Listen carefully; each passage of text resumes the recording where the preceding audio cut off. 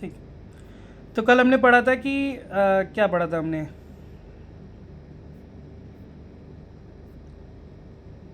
कि ऊप्स क्या होता है, ऑब्जेक्ट ओरिएंटेड क्या होता है, क्लास क्या होता है, ऑब्जेक्ट क्या होते हैं, मेथड्स क्या होते हैं, ये सब चीज़ें हमने कल पढ़ी थी ब्रीफ में। आज हम उसके आगे पढ़ेंगे कि एक्सेस मॉडिफायर्स क्या होते हैं, कंस्ट्रक्टर क्या होते हैं। तो ये दोनों चीज़ें हम पढ़ने वाले हैं। एक मिनट में पीडीएफ ओपन कर लेता हूँ और उसके बाद मैं स्क्रीन शेयर करता हूँ।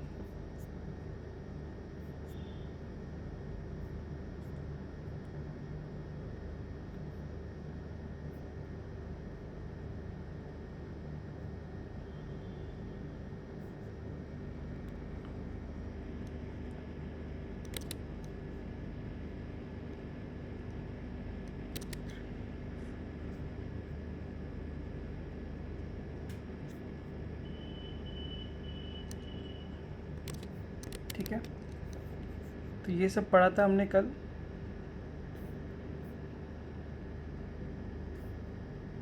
Good evening everyone.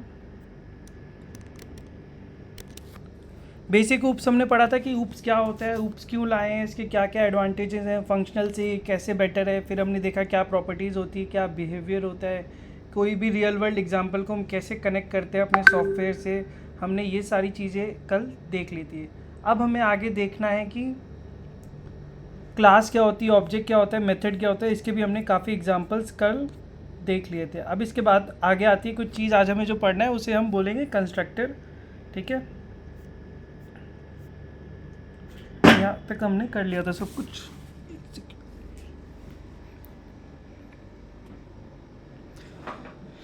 तो कंस्ट्रक्टर कोई बताएगा मुझे चैट में क्या होता है, अगर किसी को पता हो।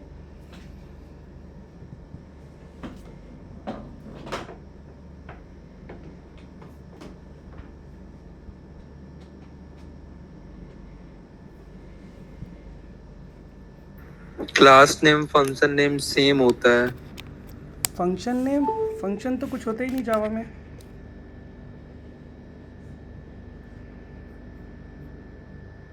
मेथड नेम, ठीक है। कंस्ट्रक्टर एक स्पेशल मेथड होता है जिसका नाम वही होता है जो आपकी क्लास का नाम होता है। ठीक है, constructor is a special method that is used to initialize an object. Every class is a constructor. इसका एक एग्जांपल के साथ अच्छे से समझते हैं।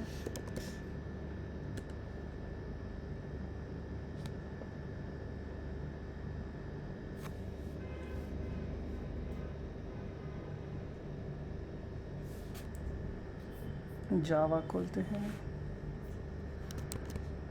ठीक है, हमने कल एक फ़ोन का एग्जांपल ले लेते हैं वापस। एक क्लास बनाई हमने फ़ोन, उसके अंदर आपने ले लिया int screen size, maximum battery power ले लेते हैं। तो दो प्रॉपर्टीज़ इसकी ले ली। ठीक है, अब हम क्या करेंगे, एक मेन मेथड बनाएंगे जो कि इसे इम्प्लीमेंट करने के लिए बनाएंगे। हम सेम में भी बना सकते हैं बट हम अलग से बनाना प्रेफर करेंगे।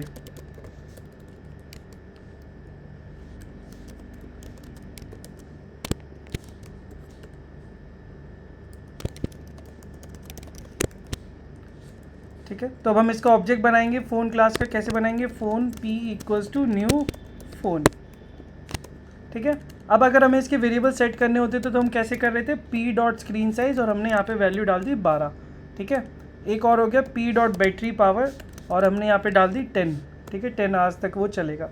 ठीक है, कल मैंने आपको एक चीज़ बताई थी कि जब ये फ़ोन होगा और पैरेंथेसिस वाला आएगा तो यहाँ पे इसके कंस्ट्रक्टर को कॉल करता है। तब मैंने कहा था कि कंस्ट्रक्टर हम देखेंगे बाद में कल नेक्स्ट क्लास में कि कंस्ट्रक्टर क्या होता है। अब मुझे कोई ऐसा मेथड चाहिए कि जिससे मैं इसकी वैल्यूज़ को इनिशियलाइज़ कर दूँ। तो एक तरीका हो गया ऐसे, एक और तरीका होता है उसे हम बोलते हैं कंस्ट्रक्टर। हम क्या करेंगे, एक मेथड बनाएंगे, उसका नाम वही होगा जो क्लास का नाम होगा। तो उससे आपको पता लग जाएगा ये कंस्ट्रक्टर है। कंस्ट्रक्टर कोई काम नहीं करता है, वो बस वेरिएबल्स को इनिशियलाइज़ कर देता है। जैसे यहाँ पे मैंने अगर कुछ ले लिया इंट s और इंट b, ठीक है, और यहाँ पे मैंने कर दिया initialize screen size equals to s, battery power equals to b, और एक मेथड प्रिंट करा लेते हैं, मेथड एक void डिस्प्ले इन्फो। तो ये इन वैल्यूज़ को प्रिंट कर देगा।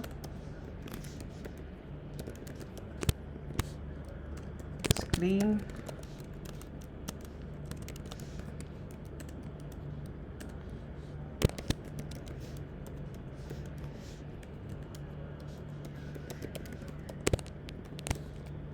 ठीक है। दूसरा मैंने बैटरी प्रिंट करा दिया कि अंदर वैल्यू क्या पहुंच गई है।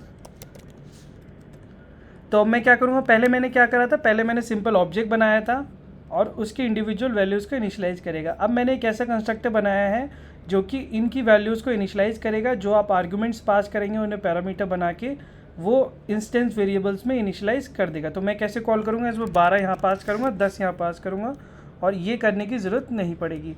अब मैं कॉल कर दूँगा पी डॉट डिस्प्ले इन्फो। ठीक है, एक बार इसे रन करके दिखाता हूँ आपको क्या होगा।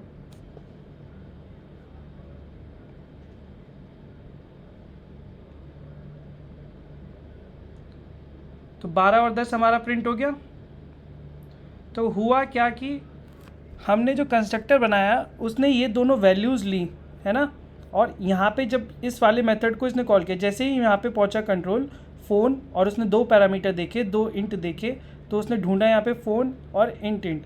तो यहाँ पे ये दोनों वैल्यू इनिशियलाइज कर दिया। अब हम इस क्लास में कुछ भी काम कर सकते हैं उस ऑब्जेक्ट की मदद से, तो हमारी वैल्यूज़ यही रहेंगी। तो ये एक कैसा कंस्ट्रक्टर था, ये पैरामीटराइज कंस्ट्रक्टर था कि इसमें आपने पैरामीटर दे रखे। एक और तरह का आप कंस्ट्रक्टर बना सकते हो डिफ़ॉल्ट, कि जैसे मैंने डिफ़ॉल्ट कंस्ट्रक्टर बना दिया, मैंने स्क्रीन साइज़ को इनिशियलाइज़ कर दिया, कोई भी वैल्यू मैं इनिशियलाइज़ कर सकता हूँ, 5 इंच मैंने कर दिया, 10 इंच कर दिया, ठीक है, और मैंने उस वैल्यू को ऐसे इनिशियलाइज कर दिया। तो मैं खाली बिना किसी उसका भी बना सकता हूँ। तो मैं आपको एक और ऑब्जेक्ट बना के दिखाता हूँ जिसमें मैं कोई वैल्यू पास नहीं करूँगा। जैसे मैंने यहाँ पे वैल्यू पास करी थी 2, अब मैं इस मेथड में कोई भी वैल्यू पास नहीं करूँगा क्योंकि मैंने 2 कंस्ट्रक्टर बना लिए, एक खाली वाला डिफ़ॉल्ट कंस्ट्रक्टर जिसमें कोई पैरामीटर नहीं है और एक पैरामीटर वाला कंस्ट्रक्टर। ठीक है, इसका मैं ऑब्जेक्ट का नाम बदल देता हूँ।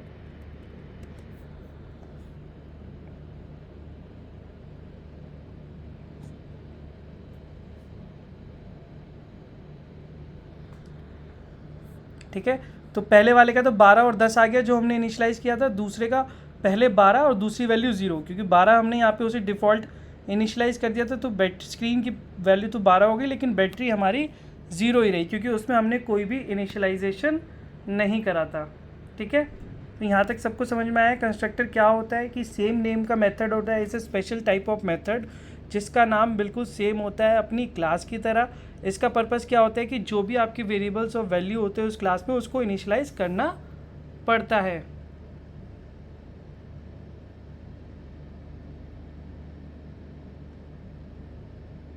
ठीक है, समझ में आया सबको? चैट में लिख के बताएंगे मुझे। इतना जो हमने कॉन्सेप्ट पढ़ा है वो सबको क्लियर है?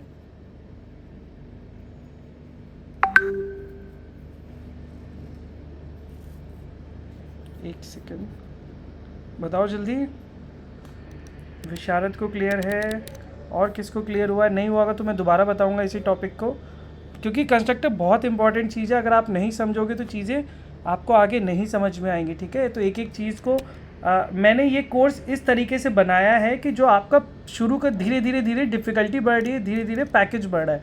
जैसे शुरू के 3-4 सेशन जो है हमारे, जो कोर जावा का बूट कैंप है हमारा, मतलब नॉट जस्ट दिस जो 1 महीने वाला है, मैं उसके अकॉर्डिंग बता रहा हूँ कि हमने क्या करा है कि वो इस तरीके से बनाया कि शुरू के 4-5 आपने सेशन ले ली तो आपकी 3-4 लाख की कंपनी डन हो गई। फिर धीरे धीरे उसका लेवल बढ़ता जाता है। तो मेक श्योर आप हर एक टॉपिक को बहुत अच्छे से समझते रहें ताकि आपको चीज़ें आ जाए अच्छे से। ठीक है,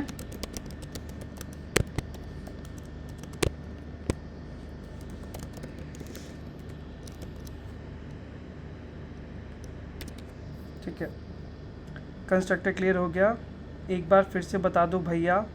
सर इसका इम्पोर्टेंस क्या है? मैंने आपको बताया ना, इम्पोर्टेंस है कि इससे अगर हमें किसी भी वैल्यू को इनिशियलाइज करना होता है तो उसके लिए हम कंस्ट्रक्टर को यूज़ करते हैं। जैसे मैं जाके इंडिविजुअल वैल्यूज़ को इनिशियलाइज कर रहा था डॉट लगा के, मैंने क्या करा, एक साथ उसके जब मैं ऑब्जेक्ट क्रिएट कर रहा हूँ तभी मैंने उसको इनिशियलाइज कर दिया है उसकी वैल्यूज़ को। ठीक है, तो ये हमारा पर्पस है।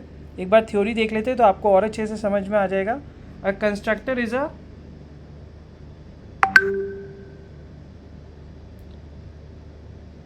A constructor is a special method that is used to initialize an object her class के पास एक कंस्ट्रक्टर होता है, इधर इम्प्लिसिटली और एक्सप्लिसिटली। जैसे पहले हमने जब फ़ोन बनाया था तब हमने कोई कंस्ट्रक्टर नहीं बनाया था, ये कुछ भी लाइन नहीं लिखी थी, तब भी हमने खाली एक कॉल कर दिया था। तो जावा कंपाइलर क्या करता है, अगर आपकी क्लास में कोई भी कंस्ट्रक्टर ना हो तो वो बाय डिफ़ॉल्ट उसको डिफ़ॉल्ट कंस्ट्रक्टर दे देगा जिसमें कोई पैरामीटर नहीं होता है। ठीक है, तो इम्प्लिसिटली एक्सप्लिसिटली का मतलब है कि अपने आप करो या फिर आप बनवाओ, लेकिन कंस्ट्रक्टर उसमें ज़रूर रहेगा।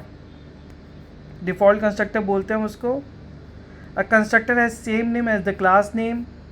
कोई भी रिटर्न टाइप नहीं होना चाहिए। एक और इम्पॉर्टेंट बात है ध्यान रखने वाली, आप कंस्ट्रक्टर में कोई रिटर्न टाइप नहीं लोगे, इसमें कोई रिटर्न स्टेटमेंट नहीं आएगी, है ना, और इसमें कोई रिटर्न आप मेंशन नहीं करोगे यहाँ पे वॉइड या इंट एक्सेट्रा, ये सब आपको मेंशन नहीं करना है। ये बहुत इंपॉर्टेंट चीज़ है क्योंकि इस तरह के क्वेश्चन आपसे एमसीक्यू में पूछे जा सकते हैं। 3-4 मेथड के नाम लिख देंगे और आपसे पूछेंगे इसमें से कौन सा कंस्ट्रक्टर है और कौन सा कंस्ट्रक्टर नहीं है। ठीक है, तो एक और एग्जांपल देख लेते हैं। क्लास ऐड करा था जो हमने कल भी देखा था, एक्स और वाई, उसमें 2 वेरिएबल थे, तो मैंने एक कंस्ट्रक्टर बनाया जहाँ पे वैल्यूज़ को इन्होंने 0 0 से इनिशियलाइज कर दिया। 2 तरह के कंस्ट्रक्टर होते हैं, डिफ़ॉल्ट कंस्ट्रक्टर जिसमें कोई भी आपका पैरामीटर नहीं होता, एक डिफ़ॉल्ट होता है जो जेवीएम आपका बनाता है, कंपाइलर बनाता है, दूसरा डिफ़ॉल्ट होता है जो यूज़र डिफ़ाइन करता है, जो मैं आपको दिखा चुका हूँ। ठीक है, सेकेंड कैटेगरी हमने देखी पैरामीटराइज कंस्ट्रक्टर की। पैरामीटराइज वो जिसमें वैल्यू आपको पास करनी है, ये वाला, ये हमारा डिफ़ॉल्ट कंस्ट्रक्टर है। यूज़र डिफाइंड डिफ़ॉल्ट कंस्ट्रक्टर है क्योंकि मैंने खुद डिफाइन किया है।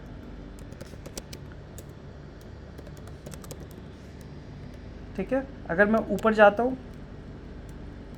तो ये मेरा पैरामीटराइज्ड कंस्ट्रक्टर है जो कि यूज़र डिफाइंड ही होते हैं, बाय डिफ़ॉल्ट नहीं होता, क्योंकि अब कंपाइलर को क्या पता कि आप इसमें क्या क्या बनाने जा रहे हैं।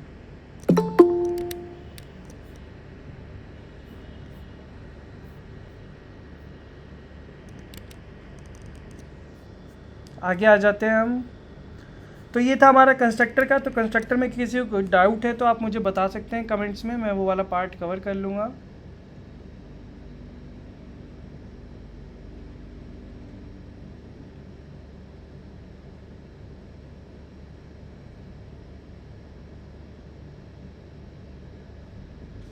चलो एक और एग्जांपल देखते हैं कंस्ट्रक्टर में ताकि हमें और अच्छे से समझ में आ जाए।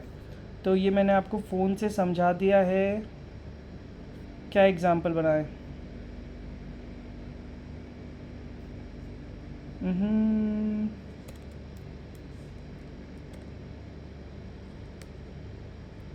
फूड का बनाते हैं।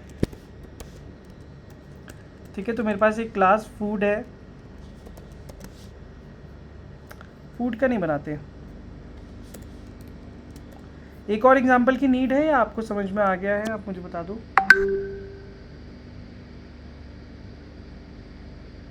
सर एक और एग्जांपल समझा दिए। अच्छा, एक और एग्जांपल से समझा देते हैं। पंजाबी वाला गाना कौन सा था, याद है किसी को? क्या नाम था? क्या एग्जांपल बनाए?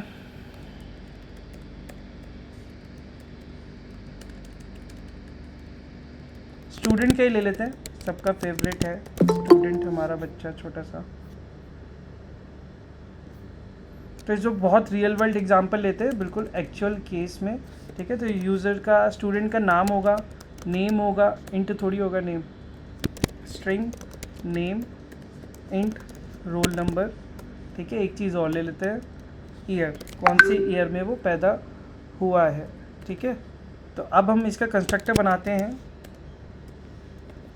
किस तरह का कंस्ट्रक्टर बनाएंगे वो डेमो मेन क्लास में जाके सोचते हैं।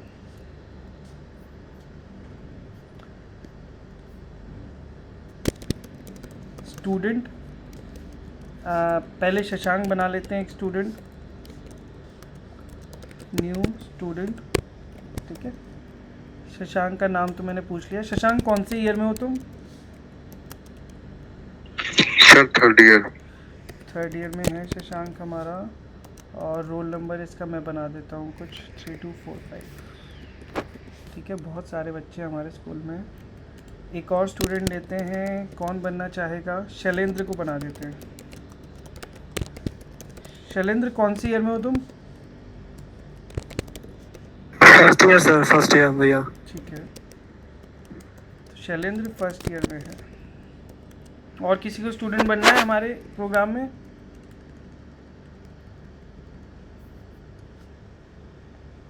जया को बना देते हैं। ठीक है, जया भी फर्स्ट ईयर में है।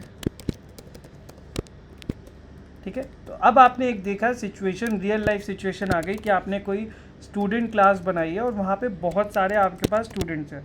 तो आपने उस स्टूडेंट का सॉफ्टवेयर बनाने के लिए सबसे पहले क्या करा है, आपने वो स्टूडेंट की क्लास बनाई। क्लास में क्या किया है कि उसका नेम डाला है, ईयर डाला है, रोल नंबर डाला है और बहुत सारी इन्फॉर्मेशन आप उसकी डाल सकते हो। ठीक है, अब आपको उसका ऑब्जेक्ट बनाना है और उसकी वैल्यूज़ को इनिशियलाइज करना है। तो आप कैसे करोगे, आपने सीधा स्टूडेंट शशांक स्टूडेंट किया और उसके साथ साथ ही नाम पास कर दिया, ईयर पास कर दिया और उसका रोल नंबर पास कर दिया। अब एक ऐसी सिचुएशन सोचते हैं कि कोई नया बच्चा ऐड हुआ है क्लास में, जैसे अजीत हमारा नया आया है, न्यू स्टूडेंट। तो इसका अजीत तुम्हारी ईयर कौन सा है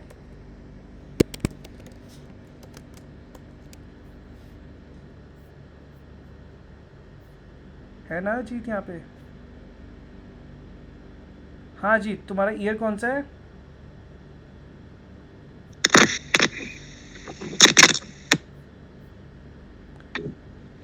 चलो सेकंड ईयर में होता है।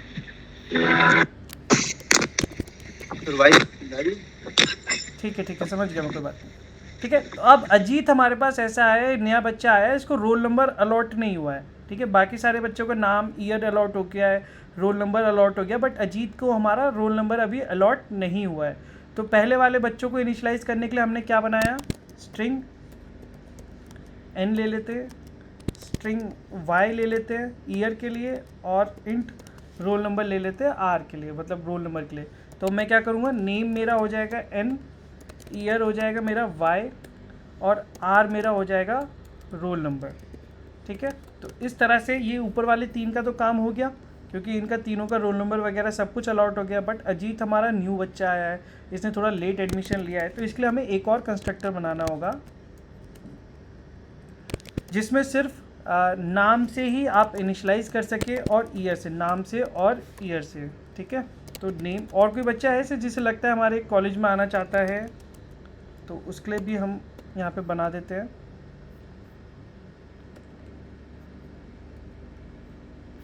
किसी को आना है हमारे कॉलेज में? अनमोल ऐड कर। अनमोल को ऐड कर देते हैं। तो अनमोल तो मतलब बहुत ही लेट आया है, इसका तो इतना लेट हो गया कि इसका हमें सिर्फ और सिर्फ नाम पता है, और ना ही इसका नाम तो पता होना चाहिए ना, उसके बिना कैसे काम चलेगा। ठीक है, तो अनमोल का हमें नाम नहीं पता है, ईयर भी नहीं पता, ठीक है, ना ही उसका रोल नंबर है। तो हमें इसके लिए एक और कंस्ट्रक्टर बनाना पड़ेगा सेम नाम का, तो उसमें सिर्फ और सिर्फ हम नाम पास करेंगे। ठीक है, उसका नेम से वो इनिशियलाइज हो जाएगा। अब मैं एक मेथड बनाता हूँ डिस्प्ले इन्फो का, जिसमें इन सब की सारी इन्फो डिस्प्ले करी जाएगी। ठीक है, इसे एक टेबल फॉर्म में बनाएंगे ताकि अच्छा सा लगे देखने में। सिस्टम डॉट, सर ये वर्ड क्यों यूज होता है, system dot out dot print L, इसका क्या यूज है सर? ठीक है, मैं इसका भी यूज़ बताता हूँ, एक मिनट ये ख़त्म कर लें। फिर इन्फो, और पहले मैं बच्चा डालता हूँ किस नाम के स्टूडेंट की हम इन्फो यहाँ पे प्रिंट करा रहे हैं, फिर उसकी बाकी सारी इन्फो यहाँ पे हम प्रिंट करा देते हैं। ठीक है, स्टडीज़ इन, यहाँ पे आपका ईयर आ जाएगा एंड रोल नंबर हम करा देते हैं।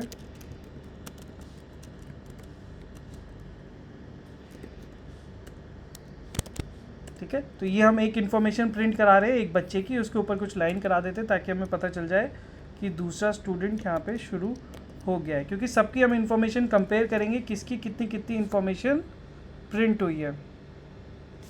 यहाँ तक समझ में आ रहा है सबको? हम इस सॉल्यूशन में इस एग्जांपल में क्या कर रहे हैं, बहुत धीरे धीरे बहुत अच्छे से हम सारी चीज़ें सीखेंगे, कोई जल्दबाजी नहीं है ना, क्योंकि एक बार चीज़ समझ में आनी चाहिए, भले ही थोड़ा ज़्यादा टाइम लग जाए। ठीक है, तो मैंने शशांक की डिस्प्ले करा दी इन्फो, मैंने शैलेंद्र की इन्फो डिस्प्ले करा दी, मैंने जया की इन्फो डिस्प्ले करा दी, अजीत की इन्फो मैंने डिस्प्ले करा दी, अनमोल की मैंने डिस्प्ले करा दी। ठीक है, अब मैं इसको रन कराता हूँ, उससे हमें पता चलेगा किसके लिए क्या क्या इन्फॉर्मेशन पब्लिश होगी। जया की सॉरी स्पेलिंग गलत होगी, जावा हो गया।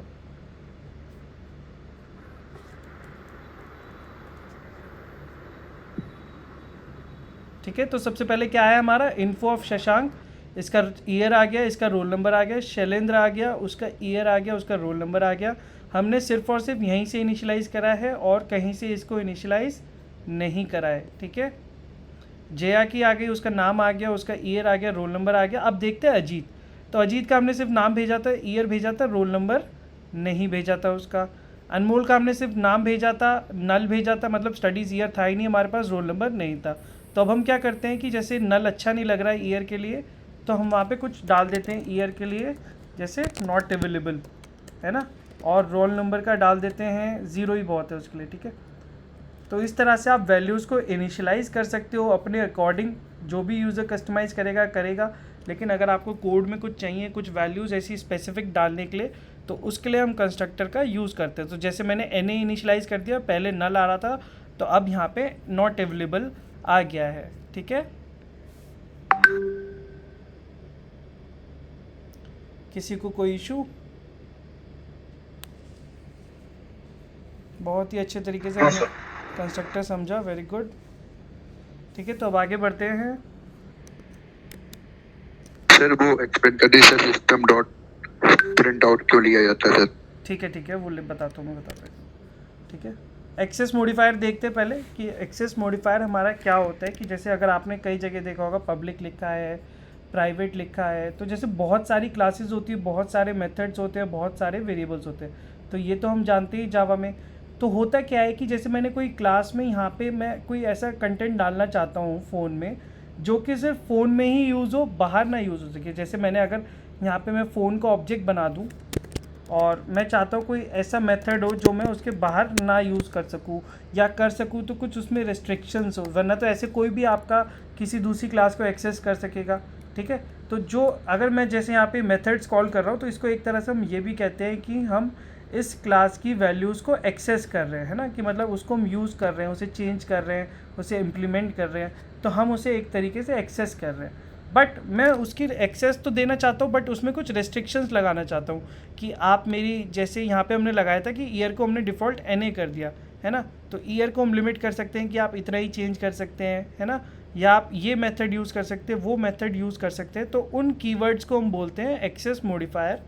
एक्सेस मॉडिफायर कीवर्ड्स होते हैं, मतलब कीवर्ड्स क्या होते हैं, प्री डिफाइंड वर्ड्स होते हैं कंपाइलर के, JVM के, जो आपको एज इट इज़ यूज़ करने पड़ते हैं जैसे वो बताए गए, मतलब आप अपने हिसाब से इनका मतलब नहीं चेंज कर सकते हो। ठीक है, तो access modifiers are keywords in Java that are use to set accessibility. Accessibility मतलब उसको कॉल करना, उसकी वैल्यू को चेंज करना, उसे इम्प्लीमेंट करना।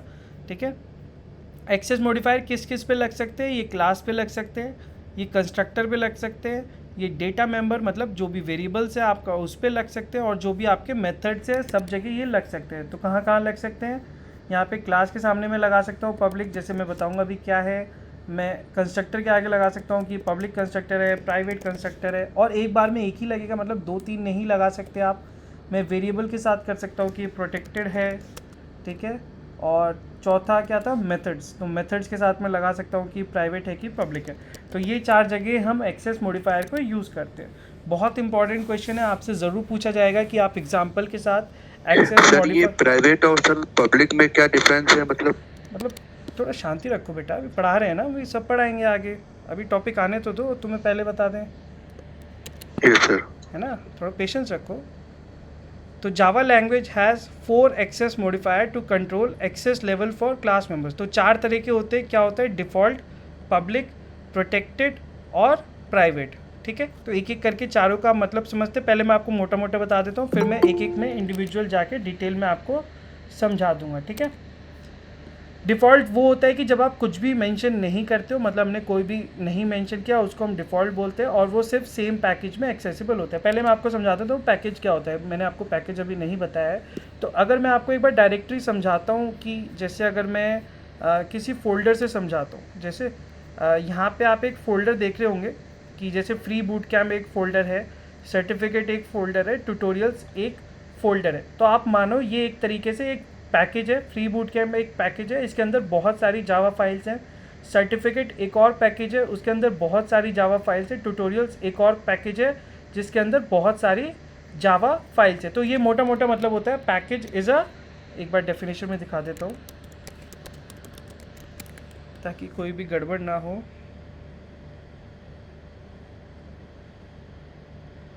A package is a group of similar type of classes, interfaces और सब पैकेजेस। कि जैसे मैं अगर एक ई कॉमर्स की वेबसाइट मंगा रहा हूँ तो उसमें पेमेंट होनी है, तो मैं क्या करूँगा, एक पेमेंट नाम का फोल्डर बना दूंगा, सारी पेमेंट की फाइल पेमेंट में डाल दूंगा।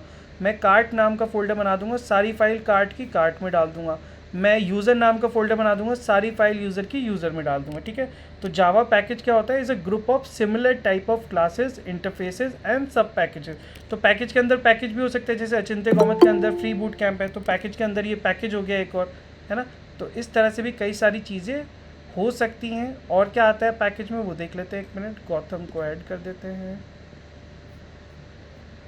Package in Java can be categorize in two form, built in या फिर यूज़र डिफाइंड। बिल्ट इन क्या होता है कि जब आप कोई भी पैकेज नहीं मेंशन करते हो तो वो डिफ़ॉल्ट पैकेज ले लेता है, उसको हम बिल्ट इन बोलते हैं। बाकी आप अपने हिसाब से भी पैकेज यहाँ पे बना सकते हो। ठीक है, ये थोड़ा आगे हम डिटेल में ले लेंगे, ये हम इंटरफेस के बाद पढ़ाते हैं ताकि तब अच्छे से समझ में आए, बट मैंने आपको ब्रीफ में बता दिया है। तो अगर आपसे कोई पूछे पैकेज क्या है, कॉन्सेप्ट क्या है पैकेज का, तो आप आराम से बोल सकते हैं it's a group of different Java files. तो जैसे यहाँ पे हमने ये एक फ़ाइल बनाई है, तो ये एक पूरी एक फ़ाइल होगी जिसको मैं सेव करूँगा test.java या कुछ भी मैं सेव कर सकता हूँ, क्योंकि मैं आपको डिमॉन्स्ट्रेट नहीं कर पाऊँगा पैकेज, क्योंकि लोकल होस्ट पे मेरा यहाँ पे नेटक्लिप्स और इक्लिप्स वगैरह सेटअप नहीं है। ठीक है, तो मैं आपको ऊपर से ही बता पाऊँगा। तो डिफ़ॉल्ट का क्या मतलब होता है कि उस पैकेज की जितनी भी क्लासेस है वही एक्सेस कर सकती है। जैसे फ्री बूट कैम्प के अंदर जितनी भी क्लासेस हैं उस कोड को सिर्फ वही एक्सेस कर सकता है, सर्टिफिकेट वाली क्लास नहीं कर सकती है। ठीक है, डिफ़ॉल्ट मतलब जब हम कुछ भी नहीं लिखेंगे। अभी हम एग्जांपल देखेंगे इसका। पब्लिक का स्कोप होता है कि नाम से ही समझ में आ रहा है कि पब्लिक जहाँ भी है, किसी भी पैकेज में है, दूसरे पैकेज में है, सब क्लास में है, सुपर क्लास में, सब जगह आप उसकी वैल्यू को एक्सेस कर सकते हो। ये सबसे ज़्यादा ओपन है, सबसे ज़्यादा लीस्ट सिक्योर है। ठीक है, तो इसको हम अवॉइड भी करते हैं। जहाँ पे हमें कोई सिक्योर चीज़ रखनी होती है तो वहाँ पे हम पब्लिक नहीं लगाते हैं। ठीक है, एक सेकेंड होल्ड,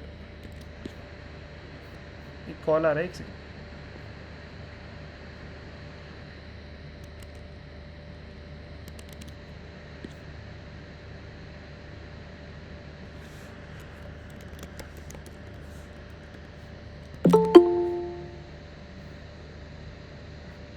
हाँ, तो हम कहाँ पे थे, हम थे पब्लिक पे। तो पब्लिक ऐसा एक्सेस मॉडिफायर है जो सब जगह एक्सेस होगा। तो बाय डिफ़ॉल्ट आपको लग रहा होगा कोई चीज़ पब्लिक होगी, बट वो नहीं होती, वो डिफ़ॉल्ट होती है, जो हम कोड के एग्जांपल से देखते हैं अभी। तीसरा आता है हमारा प्रोटेक्टेड। इसका स्कोप होता है with in package and all सब क्लासेस। सब क्लासेस अभी हमने नहीं पढ़ा है। कोई एक क्लास जब दूसरी क्लास को एक्सटेंड करती है तो पहली क्लास सुपर क्लास होती है, दूसरी सब क्लास होती है, जो कि हम नेक्स्ट टॉपिक पढ़ेंगे। Okay, so don't worry about सब क्लासेज, आपको नहीं समझ में आता है। प्रोटेक्टेड का स्कोप होता है with in the same package और उसकी सब क्लास जो कि दूसरे पैकेज में भी हो सकती है। चौथा आता है जो सबसे डिफ़िकल्ट, सबसे ज़्यादा सिक्योर जो होता है वो होता है प्राइवेट, कि इसमें आप सिर्फ और सिर्फ उसी क्लास में एक्सेस कर सकते हैं, उस वैल्यू को किसी और क्लास में नहीं एक्सेस कर सकते, किसी पैकेज में नहीं कर सकते। ठीक है, एक बार मैं कोड से आपको दिखा देता हूँ सारे लिख के।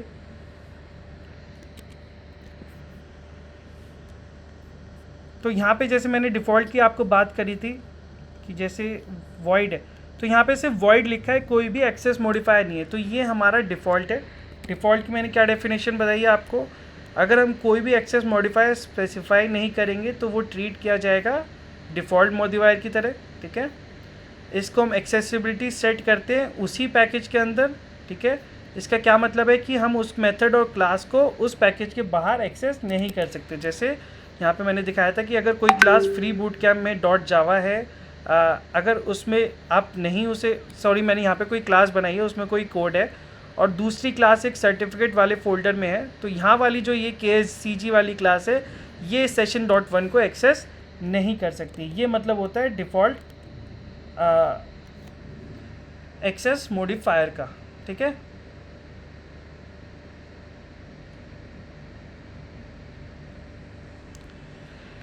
It is also known as package accessibility modifier, क्योंकि हम पूरे पैकेज की इसकी एक्सेसिबिलिटी डिफाइन करते हैं तो इसे हम पैकेज एक्सेसिबिलिटी भी बोलते हैं। जहाँ हम कुछ भी मेंशन नहीं करते, वॉइड है, खाली कुछ नहीं किया, जैसे मैंने सिर्फ क्लास मेंशन करा है तो वहाँ पे भी डिफ़ॉल्ट मॉडिफायर है, क्लास फ़ोन है। अगर मैं पब्लिक लगाऊंगा तो पब्लिक हो जाएगी, अभी मैंने कुछ भी मेंशन नहीं करा है तो इसलिए यहाँ पे कुछ भी नहीं आएगा। तो डिफ़ॉल्ट आ गया सबको समझ में, या कोई डाउट है?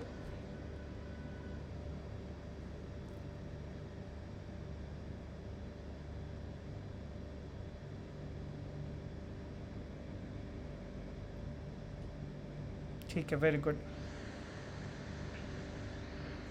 Great great great. तो अब हम आगे आ जाते हैं नेक्स्ट टॉपिक पे, जो कि हमारा पब्लिक है। Public modifier access modifier set करता है public accessibility to a variable method और अ क्लास। जिसको भी हम पब्लिक करेंगे वो कहीं से भी एक्सेस हो सकता है उस एप्लीकेशन में। मतलब अगर मैं ये एप्लीकेशन देखूंगा तो अचिंत्य गौमत एक सॉफ्टवेयर फोल्डर है मेरा, और इसके अंदर इसका सारा कोड पड़ा है, ठीक है। तो फ्री बूट कैम्प में मैंने अगर कोई फाइल पब्लिक करी है तो अचिंत्य फोल्डर के बाद जितने भी फोल्डर, सर्टिफिकेट है, ट्यूटोरियल है, यहाँ वाले कोड उसे एक्सेस कर पाएंगे, बाहर वाले नहीं कर पाएंगे। फुल स्टैक वाला उसको नहीं एक्सेस कर पाएगा, कोड जावा वाला नहीं कर पाएगा, सिर्फ और सिर्फ अचिंत्य के अंदर जो फोल्डर्स हैं उसका कोड उसको एक्सेस कर पाएगा, ठीक है। तो इसका मतलब होता है हमने पब्लिक मेंशन कर दिया। पब्लिक कैसे लिखते हैं, हमने ऐसे लिख के दिखा दिया, यहाँ पे वॉइड पब्लिक लिख दो आप, यहाँ पे पब्लिक वॉइड डिस्प्ले क्लास के ऊपर आप लगा सकते हो, ठीक है। जैसे यहाँ पे पब्लिक क्लास स्टूडेंट बनाई थी मैंने, यहाँ पे पब्लिक क्लास डेमो बना सकते हो, ठीक है। तो पब्लिक काफ़ी सिंपल है, आई थिंक मुझे इसमें कुछ और एक्सप्लेन करने की नीड नहीं है। या किसी को डाउट है तो आप बता दो मुझे, और तो मुझे समझ में नहीं आ रहा क्या बताऊँ मैं इसके अलावा।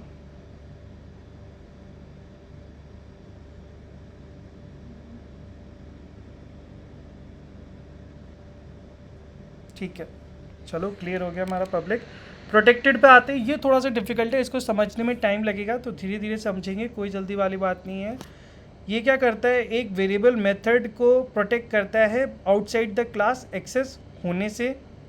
तो ये सिर्फ आपको दो जगह एक्सेसिबल होगा, या तो क्लास के अंदर या फिर in the child class inheritance whether child is located in the same package और नॉट, ठीक है। जैसे मैं अगर यहाँ पे आपको प्रोटेक्टेड करता हूँ, जैसे मैं इसको वॉइड इन्फो को नीचे वाले को कर देते हैं, स्टूडेंट वाले को प्रोटेक्टेड करता हूँ, तो इसका मतलब क्या होगा कि ये इस क्लास में तो एक्सेसिबल हो जाएगा, क्योंकि हो क्या रहा है कि ये सारा कोड जो है ये अभी एक तरह से एक ही क्लास में, एक ही फाइल के अंदर है। तो जैसे डेमो में मैं यहाँ से कॉल करूँगा तो यहाँ पे ये मुझे एक्सेस हो जाएगा,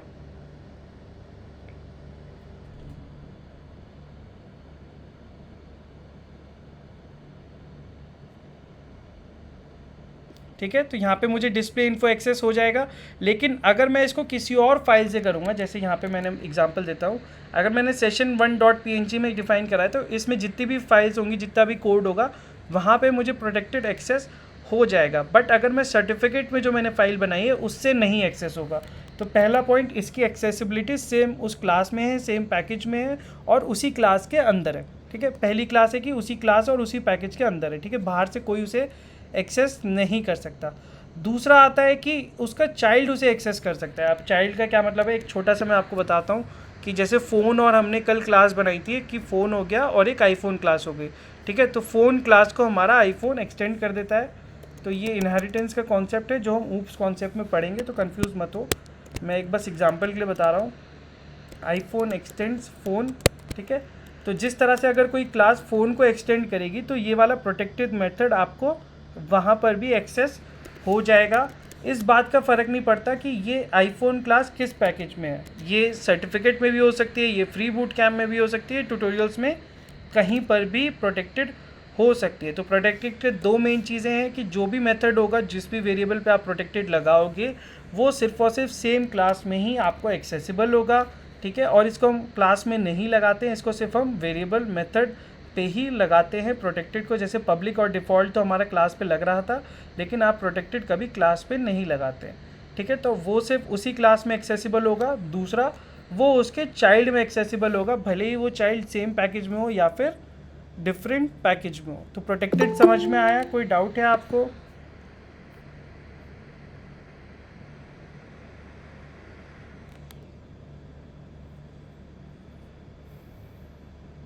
क्योंकि बहुत इंपॉर्टेंट है बच्चों, प्रोटेक्टेड आपसे कोई ना कोई ज़रूर पूछ लेगा किसी ना किसी सेशन में तो आप इसे अच्छे से जानें प्रोटेक्टेड को, ये सारी चीज़ें इसका चार्ट बना के समझें, अच्छे से नोट करके समझें एग्जाम्पल के साथ, तो आपको काफ़ी अच्छे से ये आ जाएगा।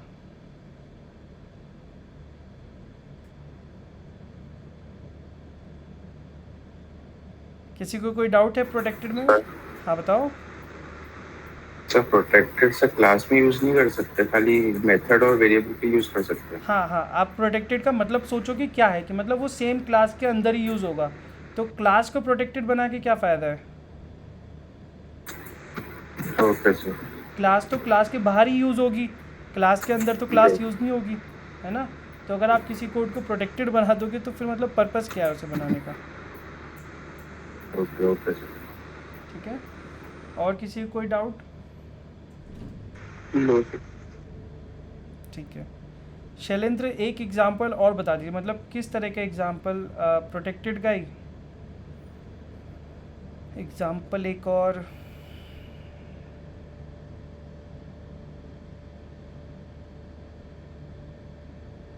बताओ कोई बच्चे एग्जांपल बताओ चैट में, अगर आपके मन में कोई एग्जांपल आ रहा हो प्रोटेक्टेड से related.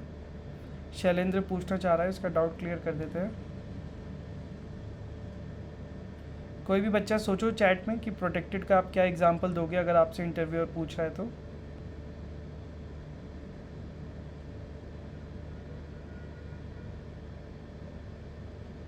Sir account detail. Sorry, account detail. Account details? नहीं नहीं, कोई स्पेसिफिक बताओ ना कि क्या मेथड होगा।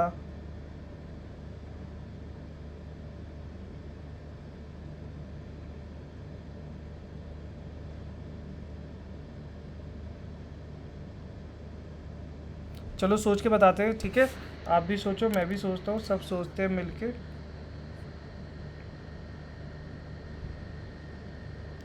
अब आ जाते हैं, हमारा लास्ट मॉडिफायर है जो कि प्राइवेट मॉडिफायर है। ये सबसे ज़्यादा रेस्ट्रिक्टिव होता है। हमने पढ़ा था कि डिफ़ॉल्ट एक ही पैकेज में एक्सेस देता है। प्रोटेक्ट पब्लिक हमारा सबसे इजी और सबसे फ्री वाला है कि किसी को भी एक्सेस कहीं भी दे देगा।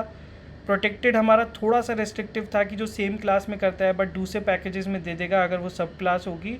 प्राइवेट क्या होता है कि बहुत ही रेस्ट्रिक्टिव है, आप उसको सिर्फ और सिर्फ उसी क्लास के अंदर कर सकते हो, बाहर नहीं कर सकते। वेरिएबल, मेथड और कंस्ट्रक्टर पे लगेगा, ये भी क्लास पे नहीं लगेगा। जैसे मैंने यहाँ पे इसे प्रोटेक्टेड बनाया था, मैं इसको प्राइवेट कर देता हूँ, ठीक है? तो अब मैं इसको रन करता हूँ सेम क्लास को, तो इसने एरर दिखा दी कि उसकी एक्सेस प्राइवेट है Shashank dot display info method की। तब आप कहोगे सर आप मेथड प्राइवेट बना दिया तो इसका फ़ायदा क्या है? अब मैं आपको बताता हूँ इसका फ़ायदा क्या होता है। आप क्या करोगे, डिस्प्ले पब्लिक इन्फो, तो ये क्या होता है, इंटरनल यूज़ के लिए बना होता है क्लास के अंदर। जैसे मैंने डिस्प्ले पब्लिक इन्फो करा और यहाँ से डिस्प्ले इन्फो कॉल करा दिया, ठीक है?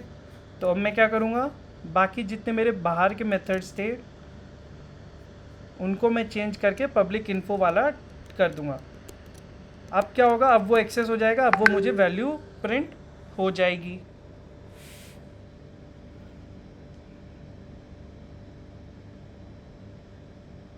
ठीक है, हमारी सारी वैल्यू प्रिंट हो गई।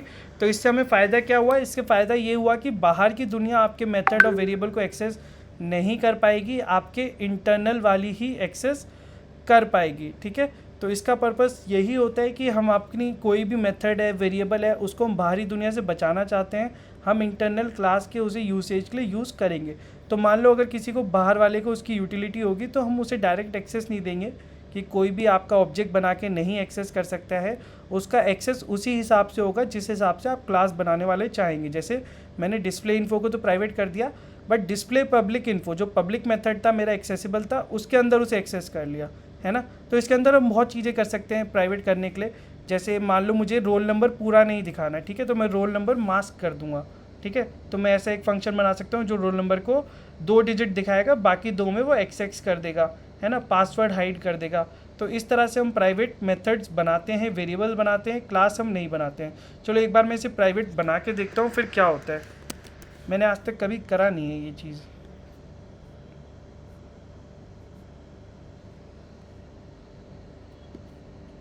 तो इसने क्या बोला है, modify private not allowed here. तो क्लास के साथ आप लगा ही नहीं सकते, ठीक है। तो किसी बच्चे को डाउट था तो मैंने बता दिया है कि क्लास के साथ आप प्राइवेट, मैंने आपको रन करके भी दिखा दिया, डेमो भी दिखा दिए, एरर भी आपको दिखा दिए मैंने, ठीक है।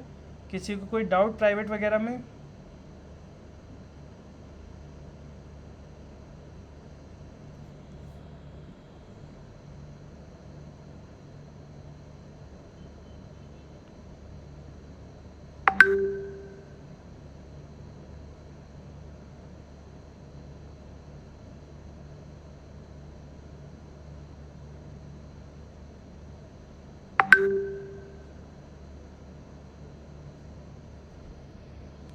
किसी को डाउट प्राइवेट एक्सेस मॉडिफायर में? ठीक है। तो और किसी बच्चे को कोई डाउट आप बता सकते हैं कमेंट में, ठीक है। तो ये था हमारा। अभी हम वो देख लेते हैं, सिस्टम वाला पूछ रहे थे। कौन पूछ रहा था सिस्टम वाला?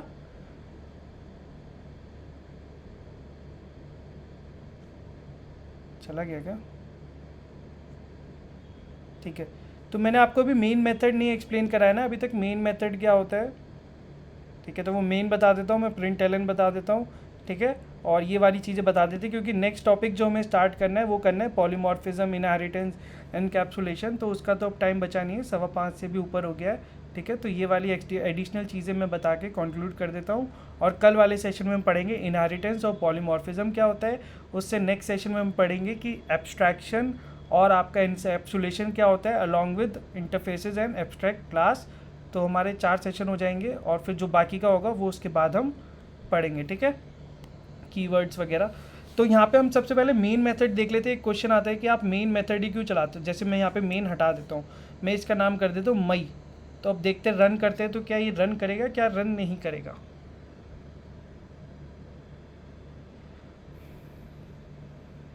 ठीक है। तो क्या एरर आ गई, main method not found in class, please define the main method as public static void main. तो उसने क्लियरली हमें बता दिया है कि ऐसे ही डिफाइन करना है। तो अब ऐसा क्यों होता है, मान लो कोई क्लास है मेरे पास, उस पर 100 मैसेज है, 100 उसमें मेथड बने हुए हैं अलग अलग नाम के। तो अब कंपाइलर को क्या पता कि कौन सा मेथड मुझे फर्स्ट टाइम कॉल करना है। हमने ऑब्जेक्ट बनाया मेन मेथड के अंदर, बट कंपाइलर को क्या पता है कि मेन रन करना है। तो बाय डिफ़ॉल्ट कंपाइलर ने एक मेथड बनाया कोई भी क्लास को रन करने के लिए, जिसको हम कहते हैं मेन, ठीक है। तो नाम हमें समझ में आ गया कि मेन क्यों है, क्योंकि ये सिर्फ कहते हैं, ठीक है। तो इसलिए मेन इसका नाम हो गया। पब्लिक क्यों है, पब्लिक हमने पढ़ा था ये कहीं से भी एक्सेस हो सकता है, ये बात हमने पढ़ी थी। तो पब्लिक इसलिए ताकि इसे JVM एक्सेस कर सके। अगर आप इसे प्राइवेट बना दोगे तो JVM एक्सेस कैसे करेगा, है ना। तो कहीं से भी एक्सेस हो जाए, इसलिए ये पब्लिक होना चाहिए। वॉइड, इससे आपको कुछ भी रिटर्न नहीं करना है, क्योंकि ये आपके प्रोग्राम का एंट्री पॉइंट है कि यहाँ से आप घर में घुस रहे हो, यहाँ से आपको एग्जिट लेके नहीं जाना है। तो इसलिए ये वॉइड होना चाहिए। अब आता है स्टैटिक। स्टैटिक हमने नहीं पढ़ा है, 3-4 तरीके से लगता है स्टैटिक, हम आगे इस सेशन में कीवर्ड्स के टाइम पे पढ़ेंगे। मैं आपको ब्रीफ में यहाँ पे इसका मतलब बता देता हूँ कि जैसे जितने भी मेथड्स थे ये सारे हमने ऑब्जेक्ट से कॉल करे। कि जैसे शशांक मैंने ऑब्जेक्ट बनाया और डिस्प्ले इन्फो कॉल कर दिया, शैलेंद्र डिस्प्ले इन्फो कॉल कर दिया। क्या मैं किसी मेथड को ऐसे एक्सेस कर सकता हूँ कि मैं उसका क्लास नेम लूँ डॉट और मेथड नेम कॉल कर दूँ, ठीक है। तो इसको हम क्या बोलते हैं, ये एक इंस्टेंस मेथड है कि आपके ऑब्जेक्ट के साथ जुड़े हुए हैं। स्टैटिक मेथड वो मेथड होते हैं जो आपके क्लास के साथ जुड़े होते हैं, कि उससे नहीं फ़र्क पड़ता आपने ऑब्जेक्ट बनाया है कि नहीं बनाया है, आप डायरेक्टली उसको क्लास के नाम से एक्सेस कर सकते हैं, ठीक है।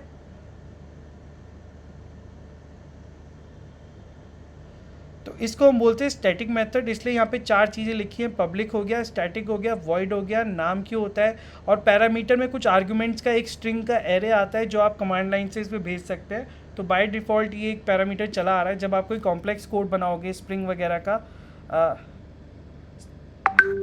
वगैरह का कोई कॉन्सेप्ट बनाओगे, तो उसमें आपको कुछ अलग तरीके से होगा, वहाँ पे ARGS नहीं आएगा। यहाँ पे तो आप बेसिक लेवल पे प्रोग्राम कर रहे हो, यहाँ पे ARGS आ गया।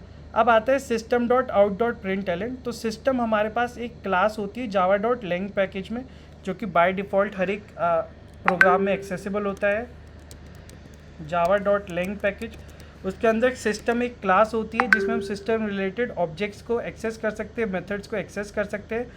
ये इसमें एक ऑब्जेक्ट होता है आउट, system.out होता है और एक इन होता है, एक आउट होता है और एक इन होता है। कि अगर आपको आउटपुट करना है तो आउट वाला ऑब्जेक्ट लोगे, अगर इनपुट करना है तो इन वाला आउटपुट लोगे, ठीक है। प्रिंट एलन उसमें एक मेथड है जिसमें आप एक यहाँ पे स्ट्रिंग पास करते हो और वो उसको प्रिंट करा देता है। तो सिस्टम हमारी क्लास है, आउट हमारा ऑब्जेक्ट है, प्रिंट एलन एक उसमें मेथड है, और यहाँ पे एक पैरामीटर है जो मतलब पैरामीटर्स हमने पढ़े हैं किसी भी मेथड में। सिस्टम क्लास कहाँ पाई जाती है? जावा डॉट लैंग में। हर एक क्लास में by default Java dot lang हो जाती है। मैंने यहाँ पे कुछ भी इम्पोर्ट नहीं लगाया है, ठीक है। तो ये सब क्लियर है सबको? कोई डाउट यहाँ पे?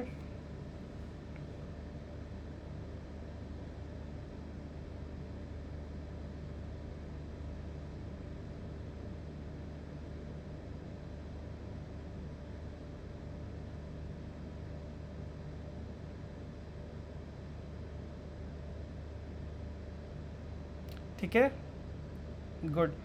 शैलेंद्र, शशांक, अजीत, आपको किसी को कोई डाउट? किसी को? No sir, clear. Very good. तो आप एक बार जाके वीडियो को दोबारा देखना, चीज़ें रिवाइज करना। अगर कोई चीज़ नहीं समझ में आती है तो आप कल सेशन में डिस्कस करना। कल हम पढ़ेंगे इनहेरिटेंस क्या होता है और फिर उसके बाद पॉलीमॉर्फिज्म। वो काफ़ी बड़े बड़े टॉपिक हैं। हाँ, क्लास के अंदर ही डालते हैं मेथड, तो गर्वित आप क्लास के बाहर मेथड नहीं डाल सकते, ठीक है। तो कल आगे पढ़ते हैं, ठीक है। मैं रिकॉर्डिंग थोड़ी देर में अपलोड कर दूंगा।